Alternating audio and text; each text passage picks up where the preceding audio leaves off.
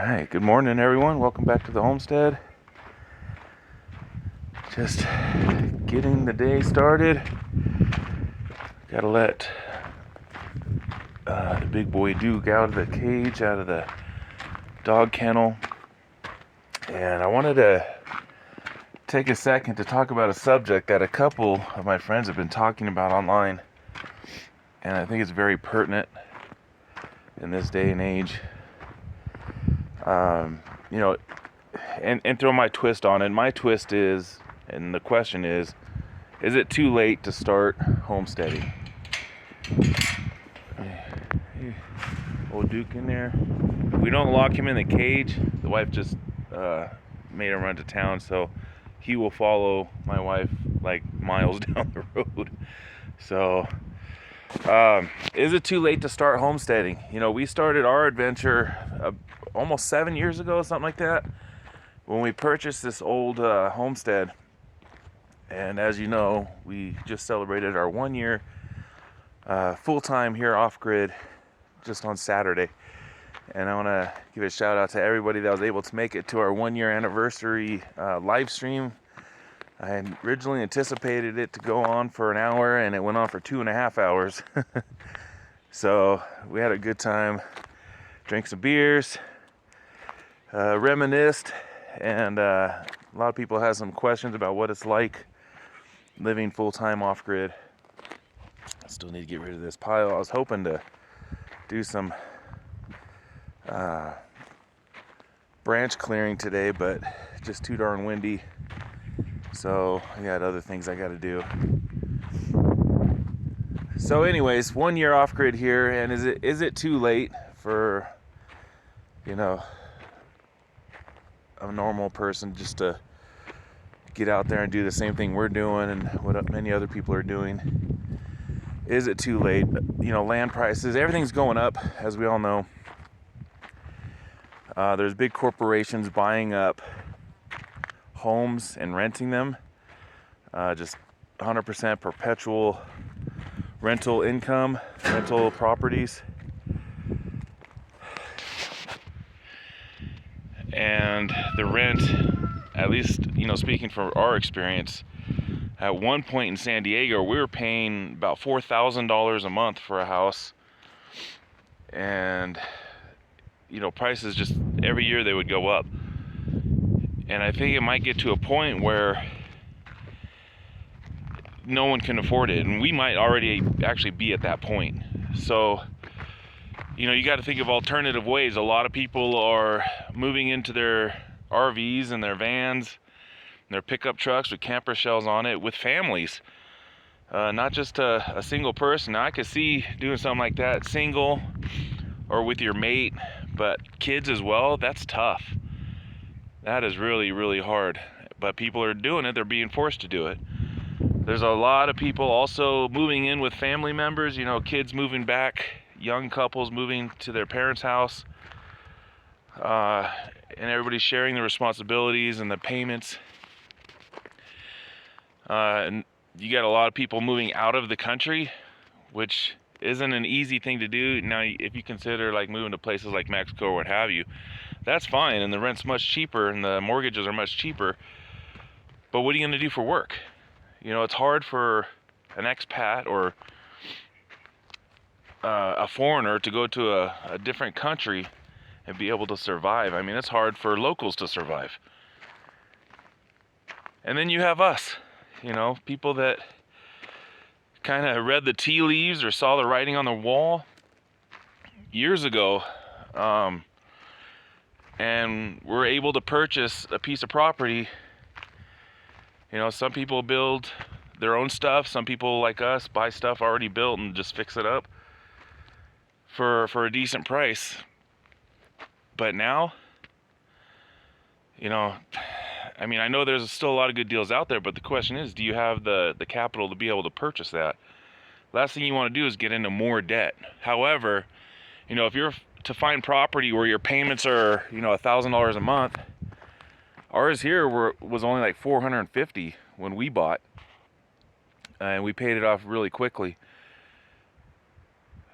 But even if you were to find a place for $1,000 or even $1,500 or whatever, that's still way cheaper than rent. But the question is, how are you gonna build a livable situation? I mean, you're just gonna put an RV on here? A lot of people buy those sheds from Home Depot, those Tough Sheds or Dirksons, and they'll convert it into a little cabin, which is, I think, a good idea if you could do it.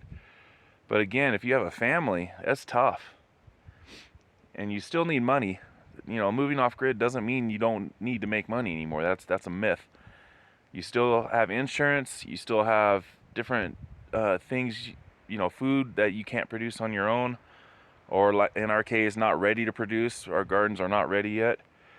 Hopefully by this time next year they will be. But you know, you got automotive maintenance. I mean, I've just spent just in the last month $3,000 just in tires, guys, for 2 vehicles. It is not cheap.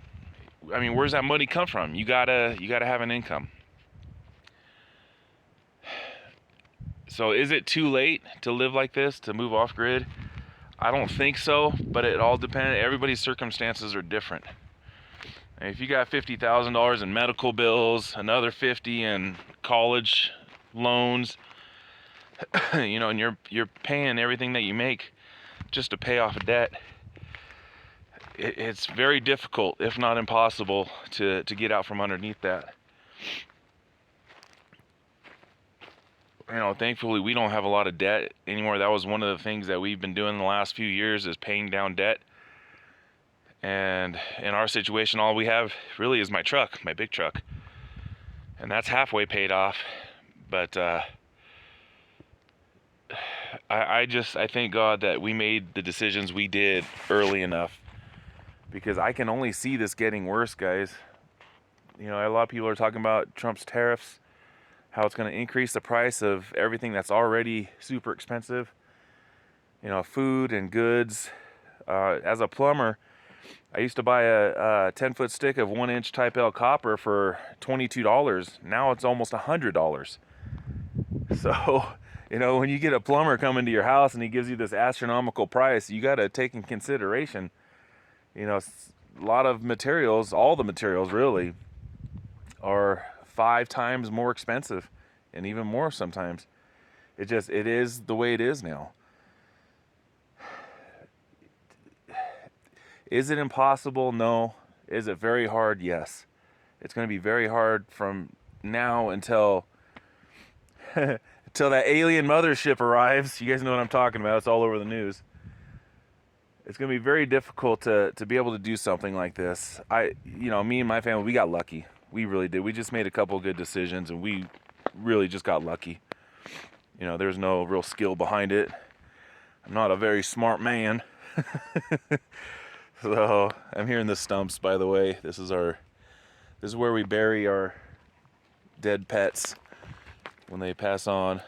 Duke's got a long ways to go. He's just a puppy. We call him the slobber monster. But we got a couple of really old senior dogs, and there's one of them laying here looking at me. She doesn't want to come in here. I think she knows what this area is about. So, you know, don't give up, guys. You know, there's still situations you may be able to get into. You know, like if you're able to find a community, someone that already has the property and some infrastructure, maybe you can trade or sell yourself to them in the sense of your skills. Maybe you're an auto mechanic, maybe you're a tradesman, maybe you can, you know, whatever. Maybe you can work on diesels, motors, tractors. Maybe you're a good gardener, whatever. You know, if you can get in good with someone like that, people that are living like this always need help. So, you know, if you guys get along and you might be able to make a deal, that might be one way. I know they're cracking down on this living in your van thing now. They're starting to put laws out, which I don't agree with. People should be able to live in their vehicles if they want. It's a bit windy today. But yeah, it's a scary time, guys. A lot of people are feeling hopeless, that they don't have a shot, they don't have a chance, especially the younger folk. It's tough. But, you know, that's a burden that everyone independently is going to have to kind of deal with on their own. It's tough, and I really feel bad for a lot of people. You know, we got it kind of made here. Just did the right things at the right time, I guess. But I can only see all this getting worse before it gets any better. And you know, whether or not that's by design, you know, it's a good argument. So that's about it, guys. You know, I didn't want this to be a downer video this Monday morning. Got a little pile I got to get rid of. So I've got 3 branch piles like this. Once this is all done, we can concentrate out here, start getting our gardens right. Where is it? This plot here, I think, is going to be for our fruit trees. This area over here, I think we're going to designate as our livestock. Get some pigs and goats and lamb and all that. Another thing going on, apparently Gates is involved in this. Being able to put the vaccine chemicals in our food. So you don't have a choice. If you want to eat, you're going to be taking the vaccine. That's another crazy dystopian 1984 type stuff. Some scary stuff. So you got to be real careful what you eat. If you could produce your own food, I think that's the best way. Right now, we got a couple of vegetable plants, but we're just doing it just to try it out. I mean, I bought a tomato plant just because I needed to break 100. So I bought a tomato plant, got my change so I can go to the dump. But we got our chickens, our ducks that provide us with a lot of eggs. We have so many eggs now, guys. You remember when it was almost $10 a dozen? But anyways, we want to put livestock probably here. And then we got these 2. Here's one here. This is a very big garden area, and this one with the big brush pile we need to get rid of. So these are going to be our raised bed gardens. Sometime probably in this fall, we'll be running our water lines out here, cleaning off, getting all these boulders stacked into our retaining walls. We still need to do a lot of fencing. That's very expensive. So everything here has to be slow. We do have an income, but it's a fraction of what we used to make in town. And that's okay, because I'm not spending anything on rent or mortgage. So it's a good trade up, and I'd much rather live out here. You're going to have bills no matter what. I mean, I just paid $120 just this morning just for my Starlink, just so we have communications and internet and TV and cell phones and all that. So that's a beautiful morning. It's a bit breezy, but it's cool. I'm probably going to be cutting firewood today, getting ready for this winter. We have probably at least 3 to 4 cords of wood ready to be split and stacked. It's almost all cut up over there, so the logs that are still there, I'll probably cut those up today, get ready for splitting. We'll either sub out a local to come here with his wood splitter and split it all for us while we stack it, or we'll just go rent one ourselves, a couple $100. So this year we shouldn't have to purchase any firewood like we did last year when we first moved here. We bought 3 cords just because we already knew in this moving process we wouldn't have time to harvest, split, and stack and season firewood from our property like we did last year. But we do now. We have it all now, so we shouldn't have to buy any. I would much rather live like this than in the city, you know, on that perpetual hamster wheel. By the way, we talked about this at the live stream. This is the highly coveted Cerveza Bug t-shirt made, I believe, in 2019 or 2020 when that whole pandemic thing occurred. Kaz, my boy over at Italian Hillbilly, has a t-shirt store. This is the highly coveted. You can't find this anymore. They actually made them stop making it because of copyright infringements. Only a select few have this, and mine's really, really faded, but still nostalgic. Thanks, Kaz. So here's the backdrop. We got our chickens and ducks here. We got the cabin, power water room, wife's truck, and the shop, solar panels, some more water tanks. And you can see the addition we did. We just enclosed that back deck, and that has been a very nice thing to have, to be able to store things. We're not done yet. My next project, if you guys can see here, where are we at? Right, no, right there. You can't really see it because of the. It's over there. We're building just a side room off of our power water room to house our emergency power, our big generator that we just got, and our fire suppression system, our big 2-inch trash pump, and we'll have all the hoses ready. That's the only thing I fear out here is fire, just because we're so remote. And that's why we cleared off the land like we did. As you can see, it's very, very clear. We used to have, there's trees like touching the cabin when we got here. So we had to get rid of all that. We cleared all of this by ourselves. And it gave us a lot of firewood, and it gave us a good defensible space. So kind of a win-win. The only thing is it's nice having all that shade, but it's nicer not having the house burned down. So we still haven't had rain. We do currently have two 2,500 gallon tanks full, and the wife is actually bringing water today, so that'll give us about 2.5 tanks full, which is about 7,000 or 8,000 gallons. That would last us, you know, we typically go through about 500 gallons a week, give or take. So do the math, that's a couple months worth of water that we're not relying on rain. Even though the monsoons are technically here, we have only seen one good storm, where the folks down in southern Arizona and those areas, they're getting dumped on. Even east of us, closer to the New Mexico border, they're getting dumped on quite a bit. Not much here, so we're having to bring it in, and thankfully we have the vehicle and the tanks in order to do that. And it's cheap. It's for 550 gallons, so 2 IBC totes, it costs about $6. And the wife's going to town anyway, so it's not a big deal. So every time she brings a load in, or I bring a load in, that's a week's worth of water. So we're getting by with water. We have stocked up on food, just because, you know, food prices are insane now. Be careful what you purchase, guys. They're doing a lot of that fake meat garbage. And it's not really noticeable on a lot of products on the packaging.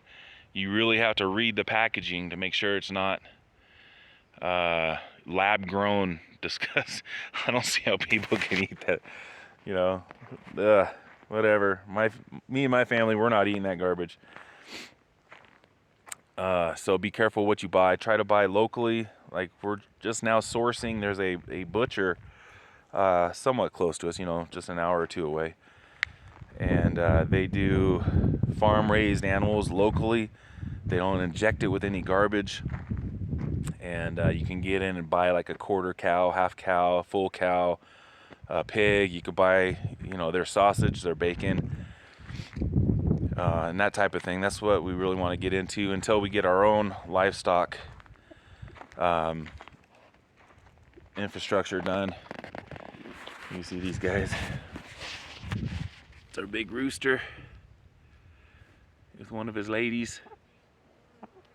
I think we have, see, 1, 2, 3, 4, 5, 6, 7, 8, 9.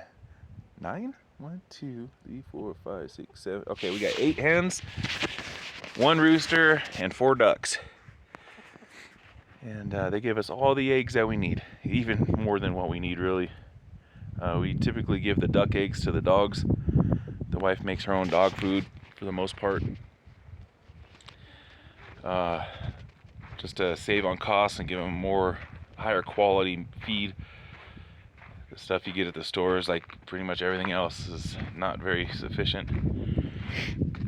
So here's there we go. I got all the floor joists, everything's ready. I just need a 2x8 there, or I'm sorry, a 2x6 there. Actually, I might do 2x8, so it'll go down like a skirt. Same thing here, and then I got to block the centers here. And then it's tongue and groove plywood, and then we go up. This is just a small room, 7 by 11, just to hold the generator. I will be insulating this room, and I will be drywalling this room. I actually have the drywall in the shop ready to go, just to try to buffer the noise, because there's running motors going to be in here, and that's kind of the reason why we're doing this, so we don't have to hear all that rattling. Now, since we've upgraded our batteries to 3 instead of 2, we haven't had to use the generator. However, it has been sunny days for the last few weeks. So on cloudy days, after a day or two of cloudy days, quite possible we will need this big generator here. So we got the 3 batteries now. I don't know what time it is. It's probably around 7-ish. And we are about 50%. That bottom one's really low. I think that's the one that everything pulls off of first. But by about noon today, these will all be topped off. And we'll have power all the way up until tomorrow morning again. And then some again. I believe I have the coffee pot on the inside. That's probably why it's draining the batteries. The water, the primer pump that we installed outside is working flawlessly with the pressure tank and taking out that check valve that was really screwing things up. It's all working great now, guys, and we're really happy with it. So we're not overworking the really expensive Grundfos pump. That's not actually turned off right now, so we'll use that as a backup. But this system is really, really good. I'll probably do another review on this at some point. If this is something you guys are thinking about doing, you'll see how I did it, and you can kind of base your thing off of that. But that's about it. I really just wanted to talk about this housing emergency is what it is. I mean, people, especially young folks, they can't afford it. You cannot afford to live anymore. You know, they're kicking you out of your vans if that's the kind of lifestyle you want. And I'm sure they're going to come after us at some point. You know, you're not allowed to live off grid. Whatever. That's the fight they want to have. I say leave people alone. You know, leave people alone. The government works for us, and I think they forgot that.